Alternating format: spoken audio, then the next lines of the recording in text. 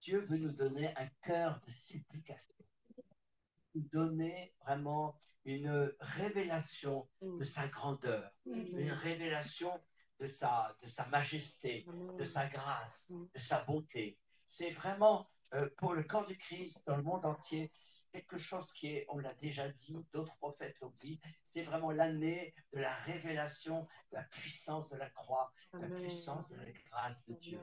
Ça, c'est quelque chose qui est important. Mais cela nous engage à ressentir plus de responsabilité envers les perdus. Et ce que Dieu nous demande, et l'apôtre Aquaté l'a bien souligné le premier soir, nous devons, l'évangélisation ce n'est pas d'abord une évangélisation de masse. Ça commence dans sa famille, dans son entourage. Bien sûr que vous allez rencontrer des oppositions, mais vous semez dans le cœur, vous semez, vous présentez Jésus avec tout l'amour, la bonté de Dieu. Ça, c'est quelque chose qui est extrêmement important. Vous savez, mes amis, il faut vraiment se rendre compte de l'imminence du retour de Jésus. De l'imminence du retour de Jésus. Je veux dire, nous allons, combien d'années avons-nous avant que le monde bascule dans une guerre ou dans le chaos, dans une violente crise financière? Combien de temps avons-nous? En fait, on est déjà dans les préparations de ces catastrophes. Et il nous reste, à moins, y a-t-il encore une année, 2 années, 3 années avant d'entrer dans les 7 dernières années qui précèdent le retour de Jésus. Ouais. On est dans des... alors, il y a parmi vous des frères, des sœurs, même des païens qui ont suffisamment de sagesse, d'hommes et de femmes qui ont des terres, qui ont mis de côté des semences. Tous ceux qui auront un petit jardin vont apprendre à cultiver, avoir leur potager. Mais tous ceux qui auront un peu de terre vont devoir partager avec ceux qui n'en ont pas. Je veux dire, tous ceux, on aura droit peut-être à telle quantité d'essence, il faudra s'équiper. Les vélos vont coûter très très cher. Alors ceux qui ont un garage, ayez la sagesse dans les années qui viennent d'acheter des vélos, tout simplement, des choses simples. Il y aura des nuages radioactifs. Il faudra aussi s'équiper ne jetez pas comment ça s'appelle, vous savez que c'est en plastique caoutchouté pour protéger, il va falloir qu'on vive. Le monde va entrer dans une dimension de peur qu'on n'imagine pas, de peur et de rébellion. Mais par la grâce de Dieu, si nous ne sommes pas encore dans ces temps, c'est parce que, et à cause des élus, c'est à cause des élus, c'est à cause de notre présence, à cause de notre témoignage, parce que nous n'avons pas fini notre tâche. Nous devons libérer la moisson de Dieu. Et le RIM et tout le réseau des églises du RIM ont cette lourde, cette responsabilité, je veux dire, cette noble, je devrais dire, cette noble tâche d'être une trompette pour annoncer que les temps sont là. Il y a une urgence, mes amis, il y a une urgence. Voyez-vous, je ne pensais pas que je devais encore voyager. Sincèrement, je me disais, mais qu'est-ce que je peux dire? Parce que ce que je dis aujourd'hui, je l'ai déjà dit avant le confinement. Mais maintenant, c'est une urgence. Et nous ne devons pas vivre cette urgence comme la proximité d'une tragédie qui vient, parce que la parole de Dieu est claire. À cause, en Matthieu 24, à cause des élus, ces temps seront écourtés. Alors, c'est pour nous très encourageant, parce que ces temps seront écourtés. Mais ce seront des temps de douleur. Et si ce n'est pas des temps de douleur pour nous, c'est des temps de douleur pour ceux qui sont autour de nous. On ne peut pas se réjouir quand quelqu'un autour de toi souffre, pleure ou a faim. On ne peut pas. Et il faut comprendre que ça nous dépend énormément du Seigneur. Il va être quelque chose qui va être difficile. Nous n'allons plus pouvoir aller à l'hôpital. Ne viendront à l'hôpital que les urgences. Il faut que nous pratiquions le ministère de la guérison entre les églises. Nous ne pouvons pas nous permettre d'aller à l'hôpital. Les païens, eux, ont le droit d'aller à l'hôpital. Mais en tant qu'enfants de Dieu, j'estime qu'il va venir un temps, dans 1 an, 2 ans ou 3 ans, je le sais, que nous n'avons pas le droit d'aller à l'hôpital. Nous devons être ensemble, nous devons jeûner, nous devons prier jusqu'à ce que nous voyions la puissance de Dieu se manifester dans les guérisons. Nous allons dépendre du Seigneur à un niveau que nous ne pouvons encore pas imaginer. Alors, cette année 2025, c'est une année pivot. Elle a commencé en fait en 2024, c'est-à-dire on va sentir d'abord l'urgence des temps. Je le répète, ce que moi-même, d'autres ministères disent depuis une dizaine d'années, les temps sont très très courts. Ce qui arrivait d'un an ou de 2 ans, au bout de 6 mois ou de 3 mois, se réalise maintenant. Les choses vont aller très très vite. On va voir les choses d'une semaine à l'autre. Parfois même l'atmosphère de notre église, l'atmosphère de la ville, l'atmosphère du pays changer. On va voir brusquement des catastrophes se produire en un instant. Regardez ce qui s'est passé en Nouvelle-Calédonie. Regardez les destructions qu'il y a eu en une nuit. Ça a duré quand même 2 jours avant que l'armée n'arrive. Et puis regardez ce qui s'est passé à la Martinique. Regardez ce qui vient de se passer cette nuit à Cuba. C'est bien ça. Il y a eu un séisme de l'échelle de Richter de 7,6 avec une rapidité, vous savez, après après l'échelle, le point 4, 4,5, après c'est la destruction, 5, 6, 7, c'est la destruction totale. On va voir des villes entières détruites. Et il faut que nous réalisions, et ça, je ne veux pas vous faire peur, mais je voudrais vous dire, merci Seigneur que ce soit un week-end qui a été béni, mais nous ne pouvons pas quitter ce week-end sans devoir ressentir la part de notre responsabilité. Nous sommes avertis, mes amis. Nous sommes avertis. Nous n'avons pas le droit de nous taire. Et nous devons déjà demander au Saint-Esprit quels sont les actes de sagesse, les actes de prévoyance. Si les chrétiens, si les enfants de Dieu ne se préparent pas, que va-t-il se passer? Avant le confinement, je suis allé voir, j'ai rencontré une équipe apostolique. J'ai averti, et d'autres ont averti. L'Église n'a pas écouté, l'Église n'a pas entendu. Elle était avertie du Covid. Je ne venais pas me dire qu'elle n'était pas avertie. Mais est-ce que nous avons été attentifs? Est-ce que nous étions attentifs?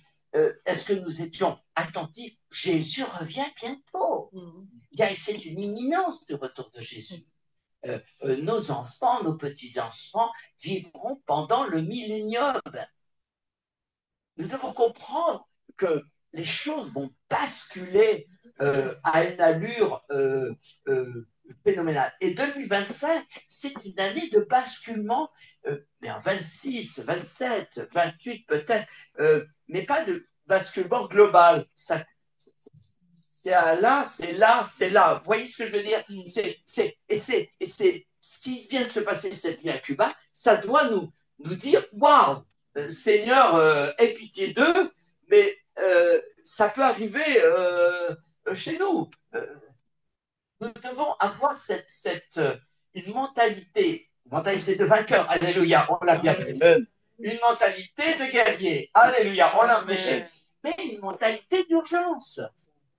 Une mentalité d'urgence. Une mentalité. Et c'est en 2025, ceux qui vont, à partir de maintenant, il y a un prix que le Seigneur va faire au milieu de nous.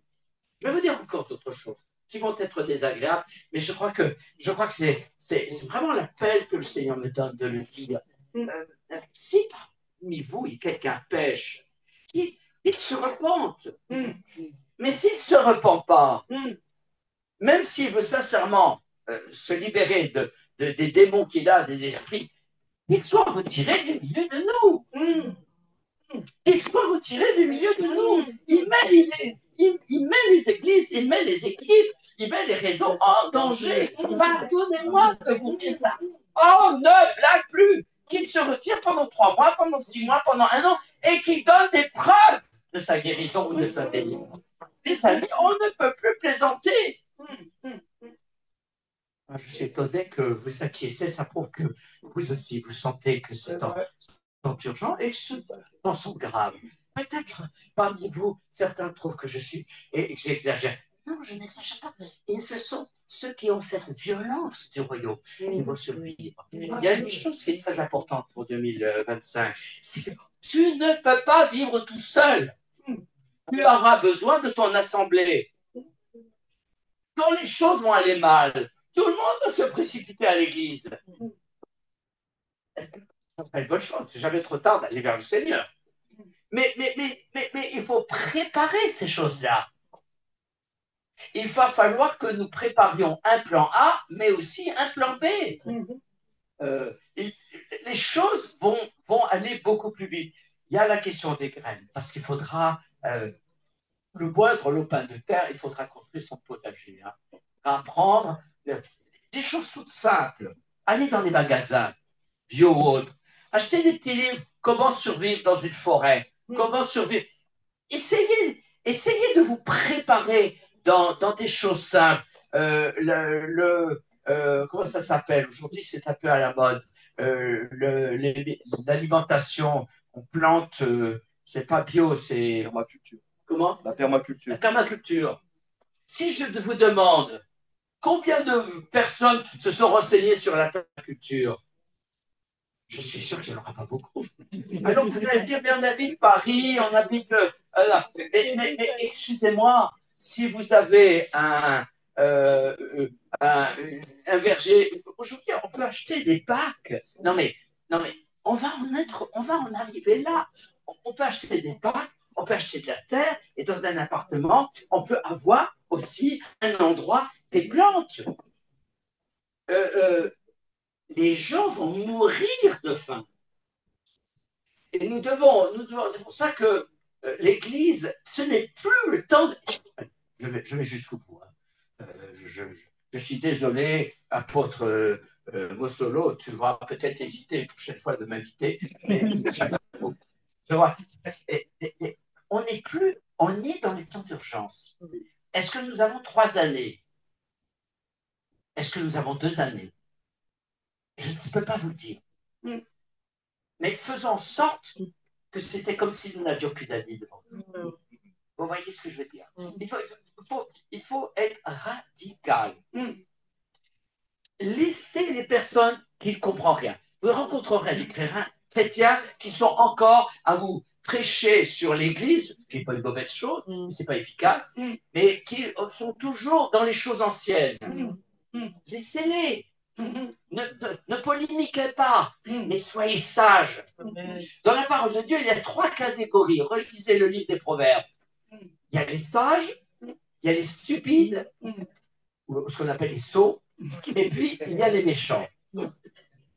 Les méchants ont toujours raison, et la fin justifie les moyens. C'est toujours au nom de la bonne cause, bien entendu. Quant aux stupides, c'est 90%, 80%. La grande majorité est stupide. Et on te dit, il n'y a pas de stupide. Et puis il y a les sages.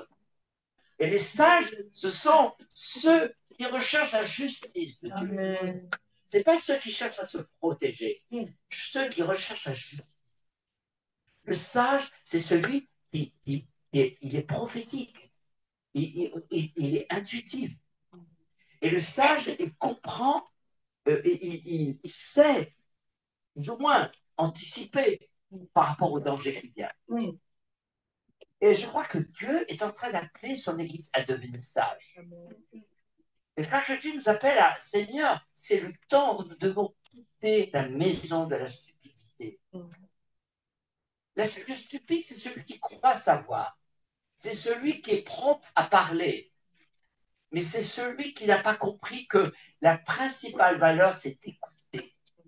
On écoute la voix de Dieu et on écoute ceux qui sont sages. Si tu crois que tu es sage, c'est que tu es déjà stupide. Mais bien sûr, je ne parle pas de toi. Mais tu vois, qui peut dire qu'il est sage? Je sais. Vous avez un problème. Et ce n'est pas de votre faute. Je l'ai eu, ce problème. Vous êtes encore jeune. Bon, il faut vieillir pour comprendre, pour avoir. À partir de 80 ans, on est obligé de rentrer dans la sagesse. Parce que si on ne rentre pas dans la sagesse à 80 ans, c'est comme on est mort par notre stupidité avant. On n'a pas survécu. Parce que la stupidité nous fait construire un royaume qui n'est pas le royaume de Dieu. Hier, j'ai parlé du timing, du lieu, des équipements, des armements. Ça, c'est une chose. Mais aujourd'hui, ce que je voudrais vous dire, et si je vous envoie un petit électrochoc, eh bien, gloire à Dieu. Vous sortirez un peu groggy en sortant de l'Assemblée, mais peut-être que ça va semer des bonnes choses. Non, je suis sérieux. Quel que soit notre âge, nous avons besoin les uns des autres. On a personne ne détient la vérité. C'est Jésus qui est la vérité. Amen. Il est la vérité.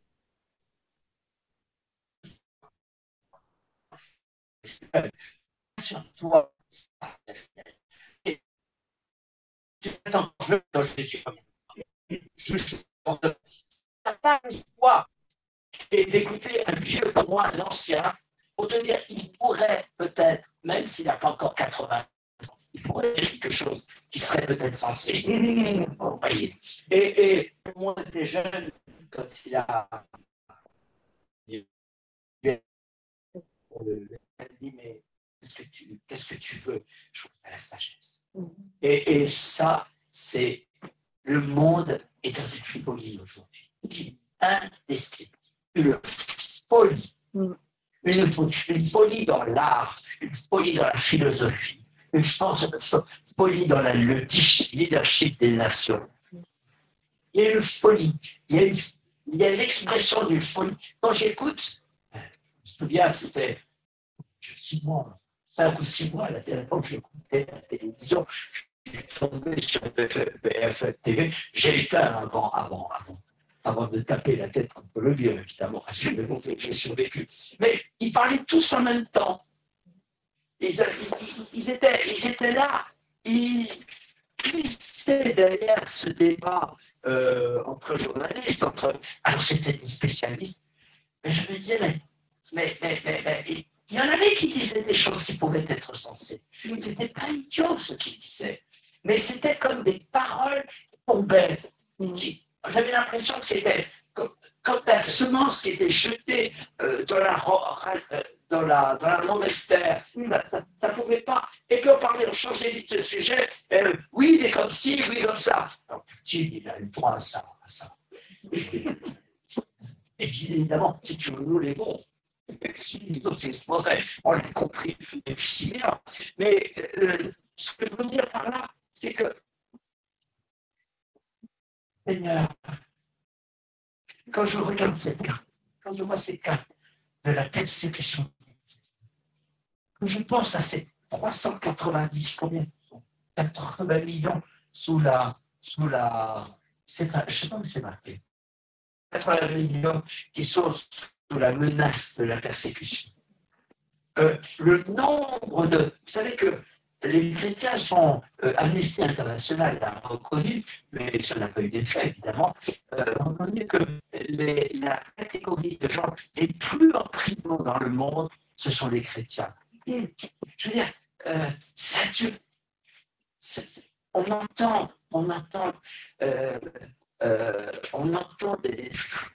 la Cour internationale de la paix n'a pas condamné une fois le martyre des otages qui étaient en Palestine.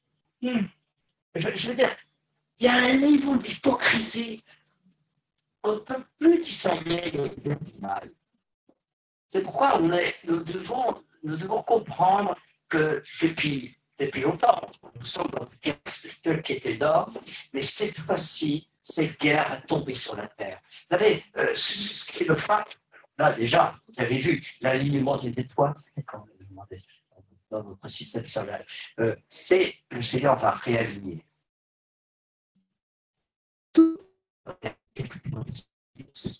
Je prends une responsabilité énorme de dire ça, j'en suis conscient.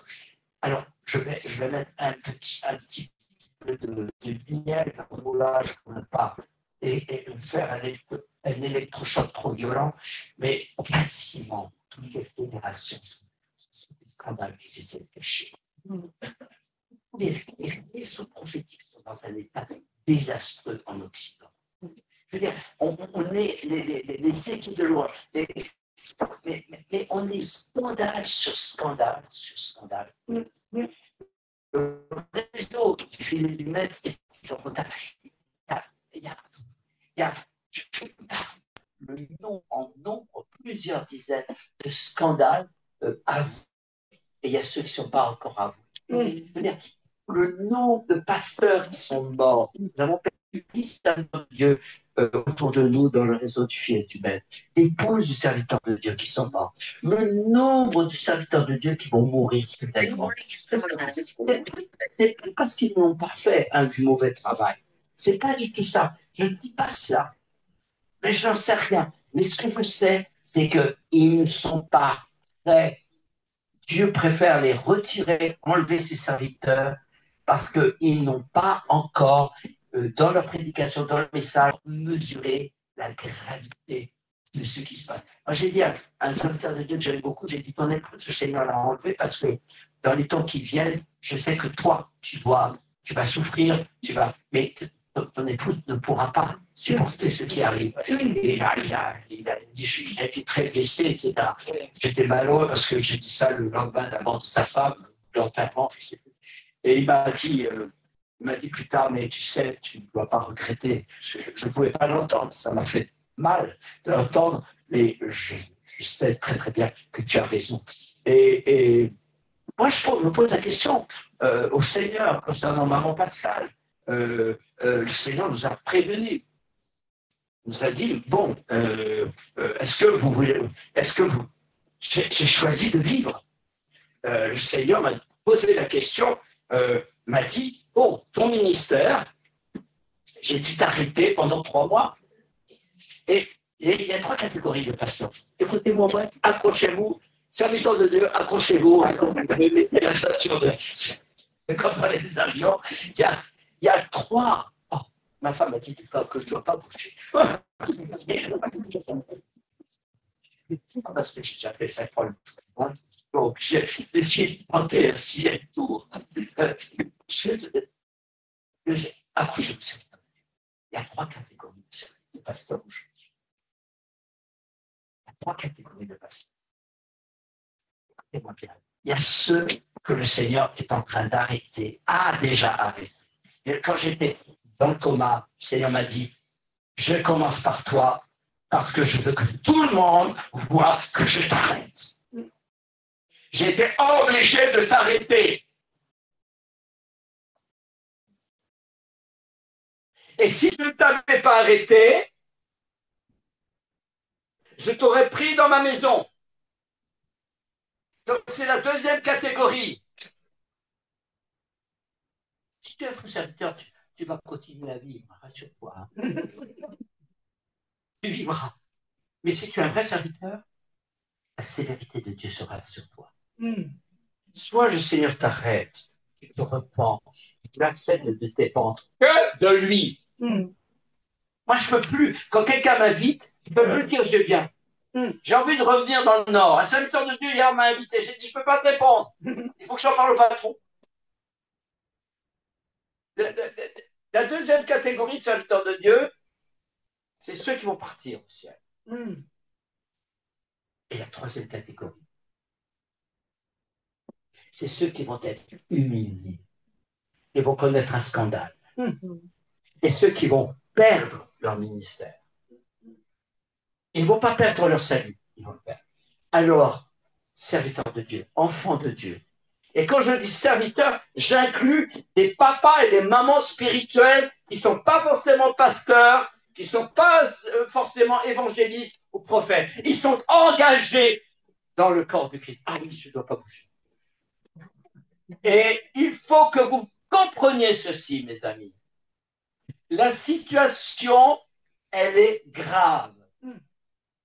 Et ceux qui ne sont pas encore des serviteurs de Dieu, vous êtes un petit peu idiot. Et vous avez besoin de devenir sage pour entrer dans le ministère. De temps, ça vous protège d'être un peu idiot. Il ne faut pas rester longtemps. Il faut rentrer dans la maturité. Mais ne te dis pas, oh, il vient de m'envoyer une baffe, le prophète, ce matin, parce que tu te sens un peu visé. Attends, mais tu te sens un peu visé. Mais c'est aussi parce que ça prouve que tu as une dose d'humilité. Et la sagesse commence avec l'humilité. Et là, dans cette humilité-là, tu te mets à genoux et tu pries. Et tu sais, tu médites la parole de Dieu et tu entends la voix de Dieu. On est tous nés stupides. Mais Dieu nous donne sa sagesse. Dieu ne quitte pas cette réunion ce matin sans avoir dit Seigneur, je suis encore stupide, donne-moi ta sagesse. Et le Seigneur te la donnera parce que tu aimes Jésus, sinon tu ne serais pas venu ce matin. Et tu as déjà fait l'expérience de l'amour de Dieu. Et tu sais que le Seigneur, il veut te guider. Donc tu n'as aucune crainte. Mais si tu grandis dans la sagesse, tu entres dans la révélation du cœur du Père. C'est ça le secret de la sagesse. C'est la révélation. Ah, je ne peux pas bouger. C'est la révélation du cœur du Père.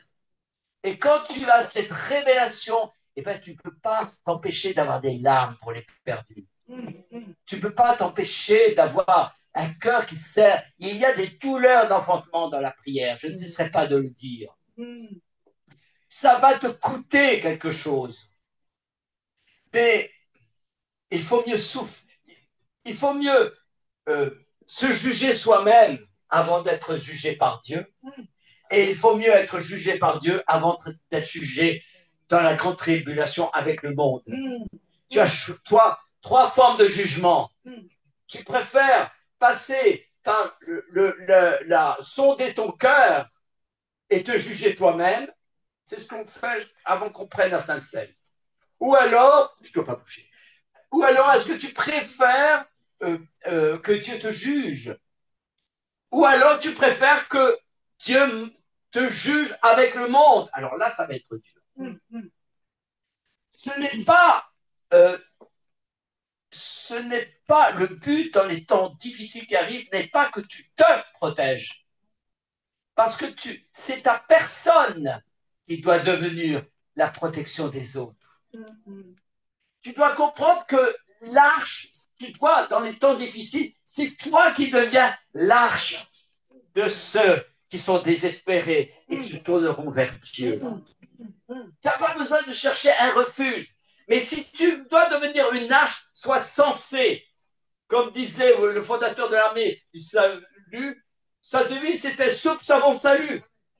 Donc ça ne veut pas dire que c'est parce que tu es une arche, que tu ne dois pas aussi préparer ce que tu auras à donner. Parce que tout ce que tu auras, Dieu veut que tu le donnes. Pourquoi? Parce que c'est la marque de l'amour du Père, c'est du partager. Amen. Bientôt, ce ne sera plus ta voiture, ta maison. Ça restera encore ton mari et ta femme. Ça, de ce côté-là, il faut arrêter le change. Mais il faut que tu comprennes que il va y avoir un autre mode de fonctionnement. Parce que ce mode de fonctionnement se fera dans l'obéissance. Et c'est pourquoi j'ai tellement insisté pour que vous ayez des songes et des visions. Si vous cherchez la face de Dieu, Dieu va vous parler. Mettez pas les anges au chômage. Nous devons comprendre ceci. C'est que le Seigneur, oui, l'armée des anges est là. Elle dit accélérer le rythme. Hein, si tu es à première vitesse, bon, moi j'ai une boîte automatique, je ne sais plus combien de vitesses, mais il faut accélérer. Mais accélérer ne veut pas dire se précipiter. Accélérer veut dire se booster, quoi. Le matin,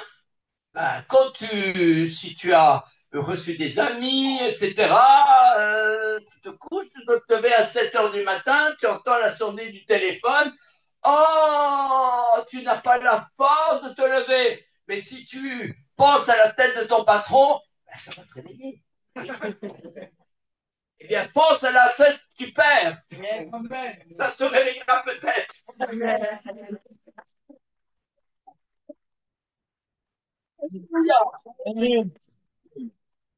ne veux pas vous faire pleurer ce matin, parce que c'est merveilleux. Le retour de Jésus est proche et nous vivons des temps extraordinaires, mais douloureux. Dis à ton frère, nous vivons des temps extraordinaires, mais douloureux. Et quand tu dis ça, ne tire pas la langue à ton frère. Amen.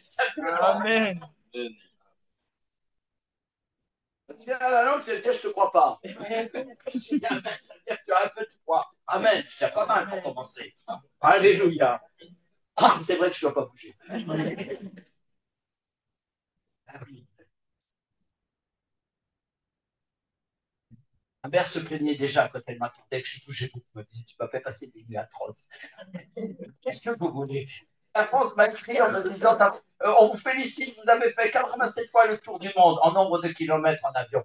Ah, j'ai dit, je ne me suis pas aperçu.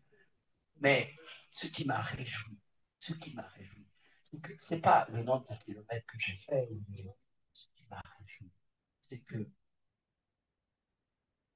le Seigneur a parlé à travers ma bouche et que j'ai pu voir dans le monde, partout où je suis passé, des hommes et des femmes, même les ouvriers de la 11e heure, ils seront toujours une place. Sois bienvenu, frère. Tu es le bienvenu. Alléluia. Ils auront la même. Gloire à Dieu. Alléluia.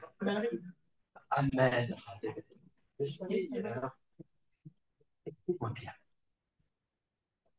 Nous n'avons dans les temps difficiles, quelles seront les caractéristiques d'un enfant de Dieu?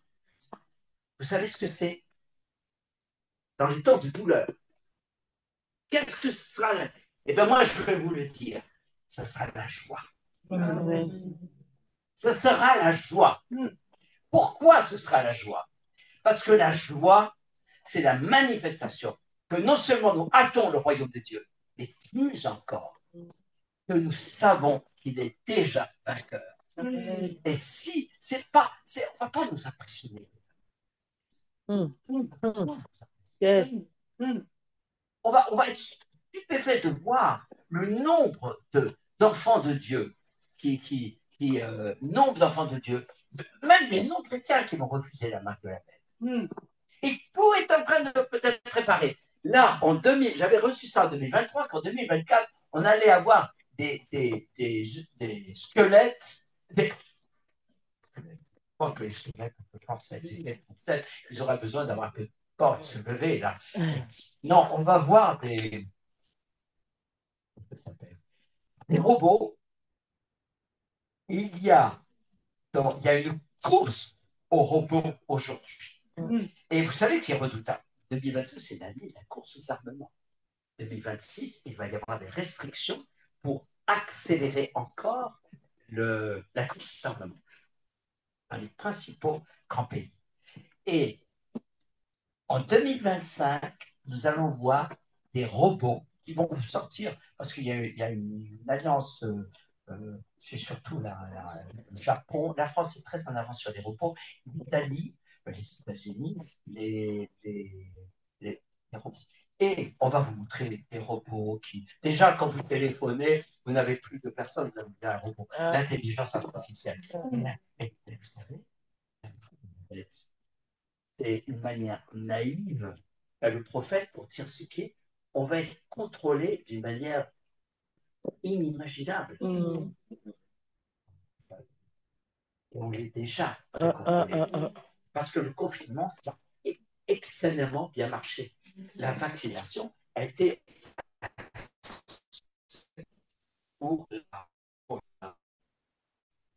je dirais, alors évidemment, c'est toujours pour la raison. On n'attrape pas des mouches avec du vinaigre. Prochaine fois, Pasteur Mossolo, je te demande pas de me mettre des chaînes aux pieds, parce que j'aime pas ça. Parce que je ne peux pas. Il paraît qu'en vieillissant, on s'assagit, mais chez moi, ça boue. Amen. Nous vivons des temps extraordinaires. Mais nous n'avons pas à avoir peur de souffrir et de mourir pour Jésus. Et nous devons préparer ensemble la génération qui doit accepter de mourir pour Jésus. Et quand je dis que nous devons accepter de mourir pour Jésus, on ne va pas se précipiter sur le voilà, on dirait se jeter sur le poteau d'exécution. Ça veut dire qu'on doit être simple. Il y a plein de qualités que nous devons avoir dans le temps d'amour. La première qualité, avant tout, c'est d'être ensemble. C'est essentiel. Être ensemble. Parce que c'est en étant ensemble qu'on apprendra à écouter et à s'écouter. Parce que c'est en étant ensemble qu'on échangera nos comment ça s'appelle, nos visions, nos sons, etc. Être ensemble. On est toujours plus fort en étant ensemble. Qui dit être ensemble, ça signifie que le Seigneur va nous faire prendre conscience qu'on n'est pas tout seul dans le combat, c'est déjà important, mais qu'on est solidaire. Être ensemble, c'est aussi apprendre à se dépouiller pour l'autre. Et l'autre viendra en secours. Et être ensemble, c'est aussi apprendre à écouter Dieu et à se secourir mutuellement. La deuxième qualité est extrêmement importante, c'est la sagesse. Qui dit sagesse, discernement. Sagesse dit notre responsabilité spirituelle pour ramener la ville, le pays, la nation à Jésus. Nous sommes des missionnaires. Et nous avons, ça c'est la sagesse. Et la sagesse, c'est avoir la révélation.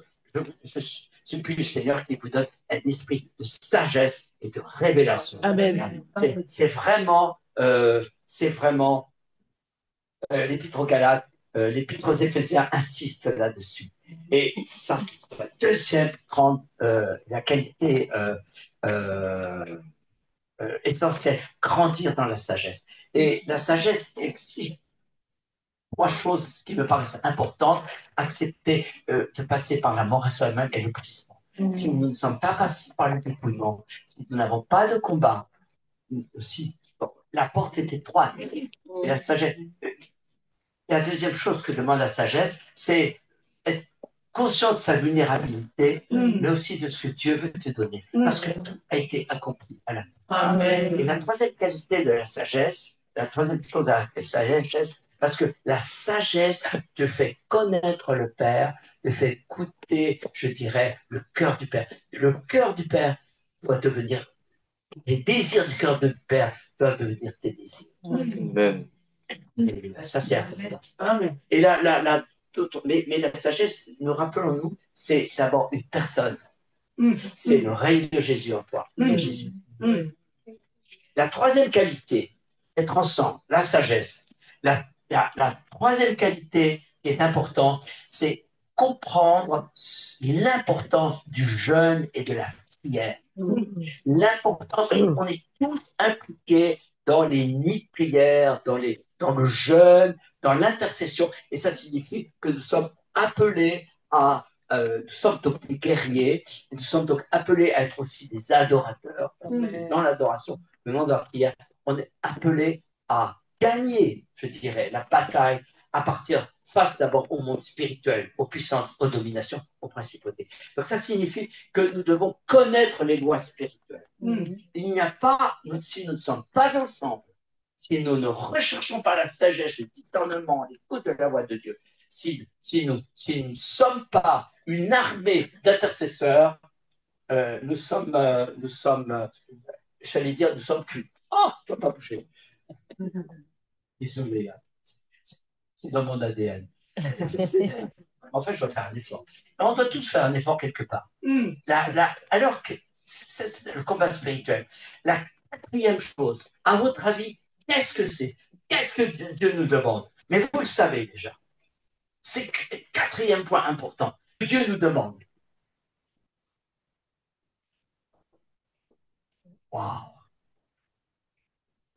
Déjà, si vous vous taisez, c'est déjà le bon sujet. Amen, amen. Amen. Je ne vous ai pas dire. Vous le savez. Devenons apostolique. Nous avons ce mandat apostolique, fait des nations des disciples. Amen. C'est-à-dire que Dieu nous envoie, nous allons bouger. Oui, je sais. Mais nous allons bouger. Oui, mais je suis resté sous mes sphères, on le sait. Mais on doit sortir de soi-même. On doit être des messagers de bonnes nouvelles. Des messagers de bonnes nouvelles. Alléluia. On doit sortir. Vous dérangez. Oui, vous dérangez. Quand j'étais dans le centre de réadaptation dans les Pyrénées, aucune infirmière, aucun personnel médical n'avait le droit de rentrer dans ma chambre sans que je le bénisse. Ah ben, il y en avait qui partaient en courant. Hein. Pourtant, entre la porte et mon lit, il n'y avait pas une grande distance quand même. Et je vais vous dire une chose.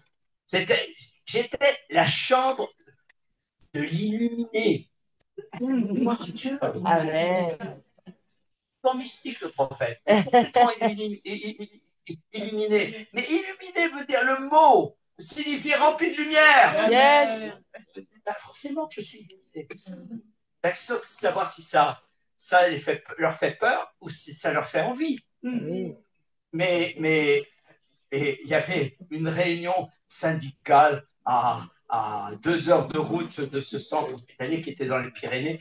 Et un de mes amis qui était là, il entendait la conversation de 2 membres du syndicat médical qui étaient là.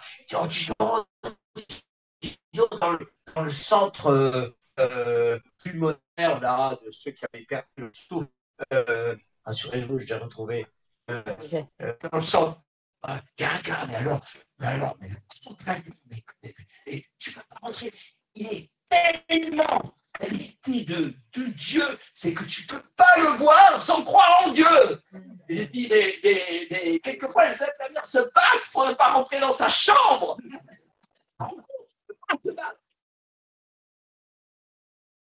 Puis, parfois, le service était difficile, il y avait des malades difficiles, etc. Et parfois, j'entendais le Seigneur me dire, sors et je te donne cette parole pour telle infirmière. Et il y a l'infirmière qui était en train de pleurer, elle était épuisée parce que le chef de service venait de l'engueuler ou quoi. Et je rentrais, attends, excusez-moi, mais je reçois une parole de la part du Seigneur. J'ai dit, elle pleurait encore plus. Ah oui, c'est vrai, je n'ai pas bougé. Alléluia, merci Seigneur. Merci Seigneur.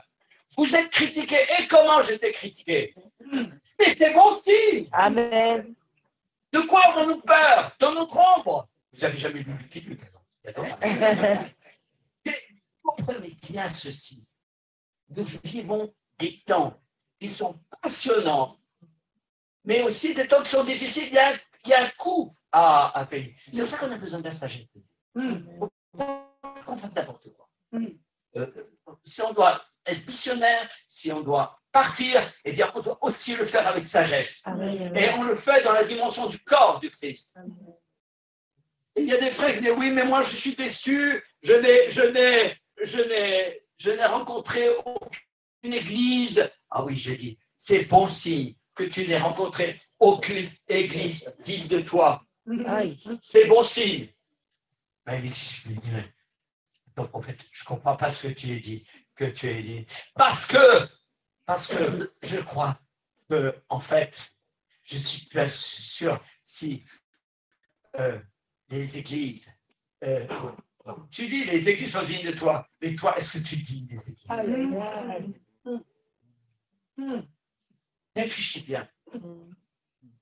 Tu es tellement humble que tu devrais te poser la question. Je ne dois pas bouger. Tu es tellement humble que tu dois te poser la question de savoir si tu dis d'être dans ton assemblée. Et si tu te poses cette question-là, tu commences à être sage. Amen. Amen. La sagesse commence par l'humilité. Relis le livre des Proverbes.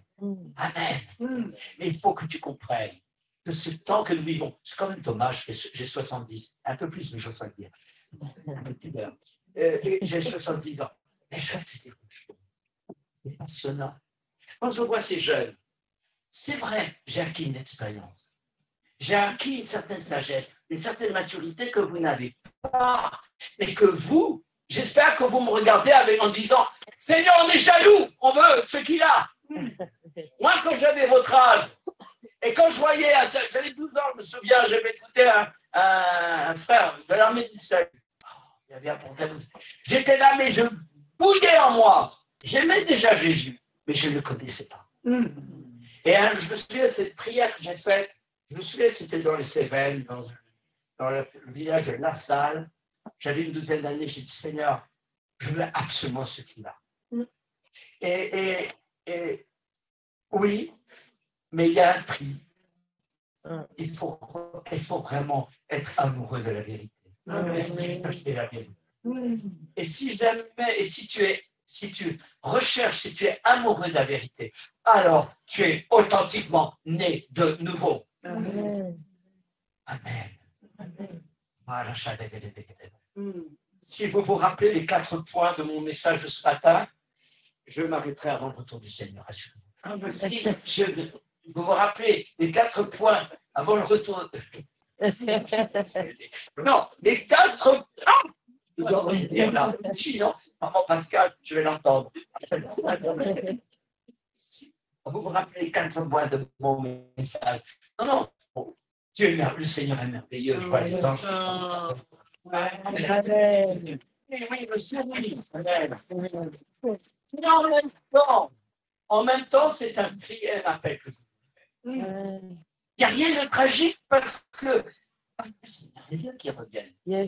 Mais nous avons, avant la fondation du monde, je le répète toujours, partout où je vais aujourd'hui, il n'y a pas un week-end que j'enseigne que je ne le répète pas. Oh, désolé, je m'entends pour la 100e fois pour certains.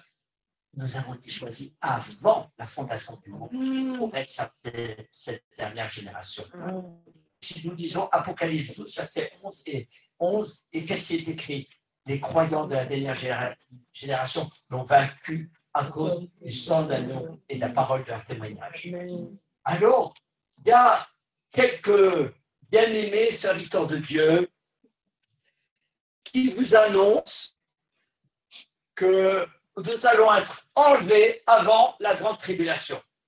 Oh, comme c'est pratique. Oh, maintenant, Seigneur, le monde peut crever. Hop, on est enlevé. Mais vous ne connaissez pas le cœur du Père. Vous connaissez pas. Comment peut-on dire ça? Ah, vous pouvez bouger. Une bonne clue, hein, je vous l'espère. Tu crois que Dieu va laisser un monde désespéré sans le témoignage de ses élus? Alors certains m'ont eu la bonne réponse. Ah oui, mais il y aura les 2 témoins là. Oui, il y aura les 2 témoins. Mais je crois au contraire que si l'Église de Jésus-Christ a souffert depuis 2000 ans pour elle, pensez aux églises persécutées. Ça ne sera pas pire et ça ne sera pas moins. On oublie que le témoignage de l'Église, c'est aussi de passer par la persécution. Et ça, nous, Église d'Occident, nous n'avons pas le droit de dire ça. C'est ne pas prendre en considération tous ceux qui sont complètement dépouillés, qui perdent même leur dignité à cause du nom précieux de Jésus. Ces personnes, nous devancerons dans le royaume de Dieu. Eux, ils auront une couronne. Ne lisez-vous pas ce qui est écrit dans 2 Timothée, chapitre 2, versets 11 et 12. Si tu acceptes de mourir, tu seras sauvé. Mais si tu souffres, tu régneras avec lui. Beaucoup d'enfants de Dieu croient qu'ils vont régner avec Jésus. Ils seront sauvés, mais seront-ils dignes de régner? Ils n'accepteront pas de mourir. Et mourir, c'est un honneur. Mourir, c'est notre dignité. Dans la vie, il y a toujours 3 choses qu'il faut réussir. La première chose qu'il faut réussir dans la vie,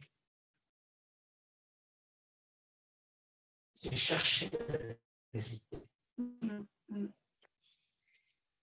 Est-ce que la vérité, si tu trouves la vérité, c'est Jésus, alors Dieu, tu cherches premièrement le royaume et toutes choses seront données de surcroît.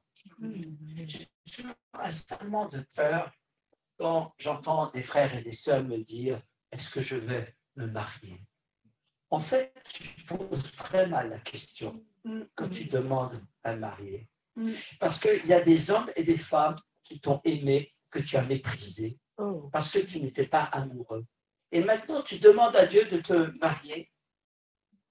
Et si tu me poses la question, je vais te poser une autre question. Si tu cherches le royaume de Dieu et sa justice, pourquoi Dieu te prive-t-il un homme et une femme?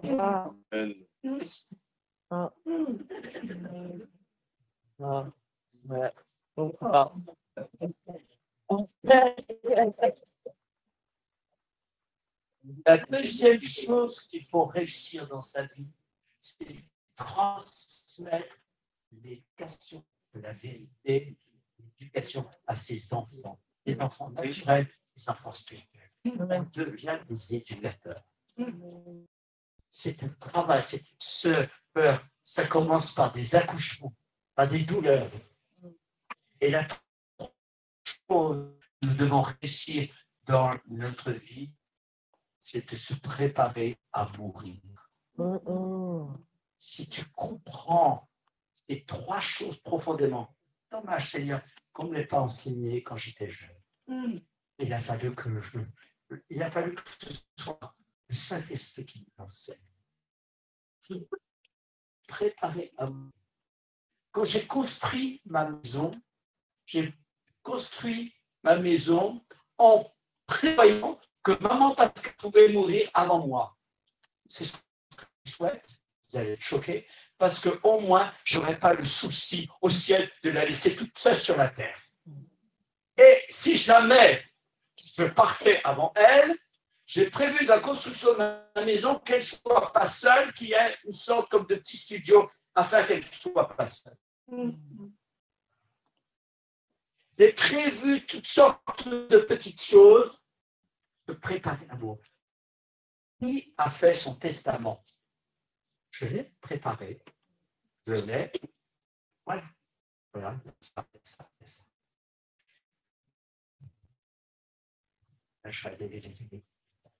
Apprends, se préparer à quitter la terre. Nous avons un avis. Le ciel, nous allons voir un corps des résurrections. La question, ce n'est pas d'être sauvé, déjà.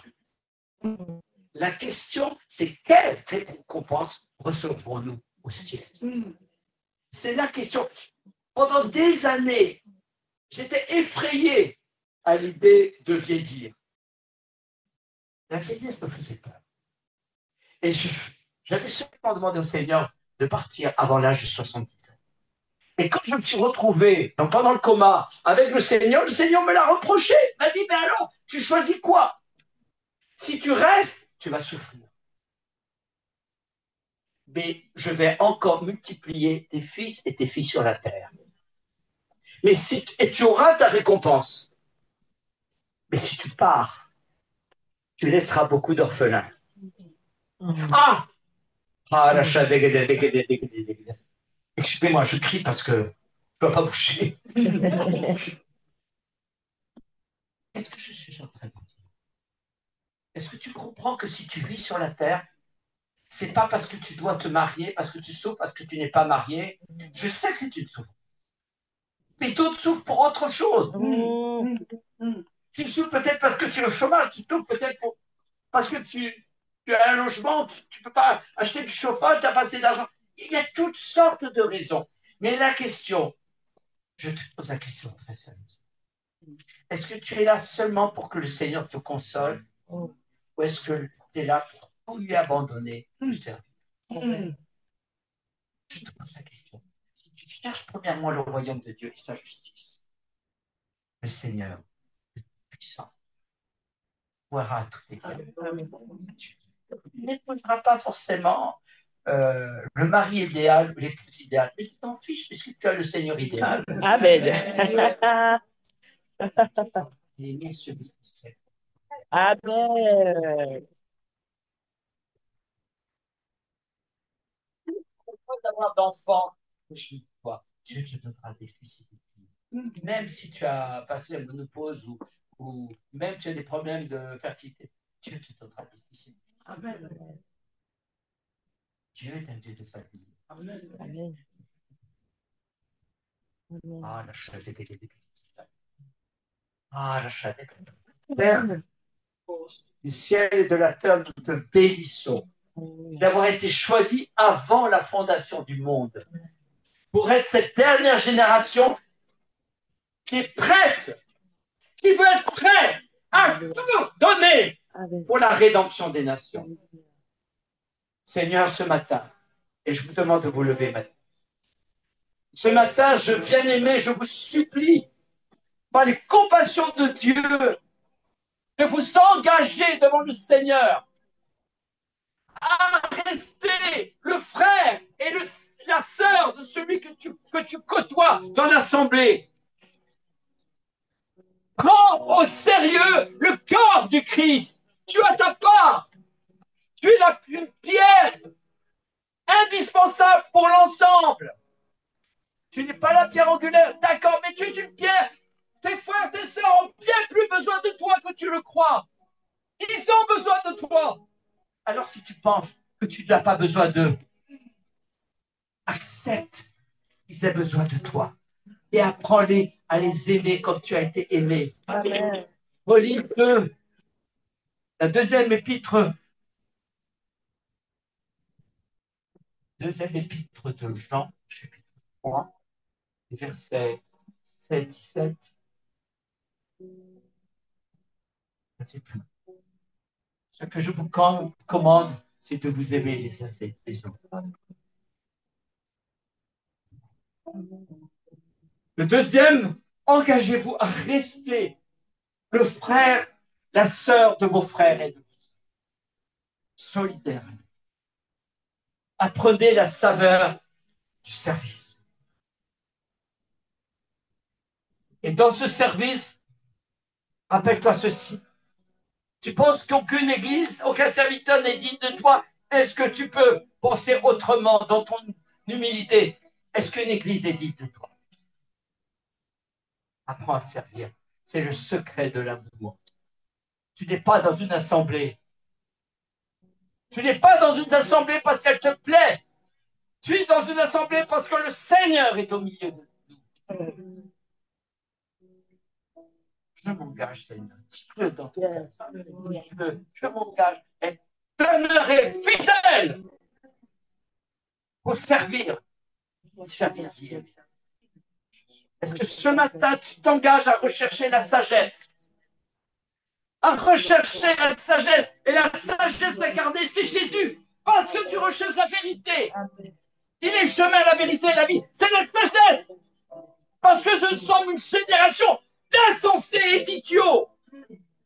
Seigneur, pardonne-nous pour notre manque de sagesse. Seigneur, je recherche la sagesse. À l'âge de 108 ans, j'ai dit, Seigneur, donne-moi la sagesse de Salomon. À 8 ans, je n'étais pas né de nouveau.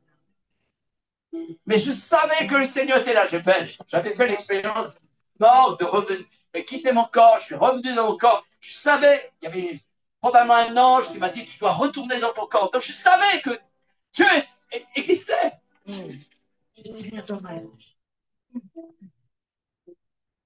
Engage-toi. Recherchez la sagesse. Amen. Troisièmement, deviens guerrier dans la prière, en intercession. Apprendre à connaître les lois spirituelles. Oui, je m'engage à jeûner, à prier avec mes frères. Parfois, je n'ai pas envie de me lever. Parfois, je n'ai pas envie d'aller à l'église. Mais je dois y aller. Amen. C'est mon mandat, c'est mon appel. Et quatrièmement, tu t'engages à être avec tes frères apostoliques missionnaires, que tu sois d'origine africaine, autochtone ou je ne sais quoi. Peu importe, c'est une terre, Dieu te la donne. Et tu es un missionnaire. Et cette mission signifie que tu as un cœur de mère, tu as un cœur de père, et tu dois libérer ce cœur, pleurer pour la terre. Cherche premièrement le royaume, et Dieu te donnera tout. Et tu comprends ces 3 colonnes que Dieu te demande de vivre pour 2027. Alors, tu expérimenteras la puissance de cette phrase. Amen. Amen. À Jésus et à notre merveilleux Père céleste, toute la gloire. À lui le règne, à lui la puissance, à lui la gloire dans nos cœurs, dans nos vies, dans nos assemblées et dans notre nation. Car il revient, son retour est imminent. Amen. Amen. Amen. Amen. Amen.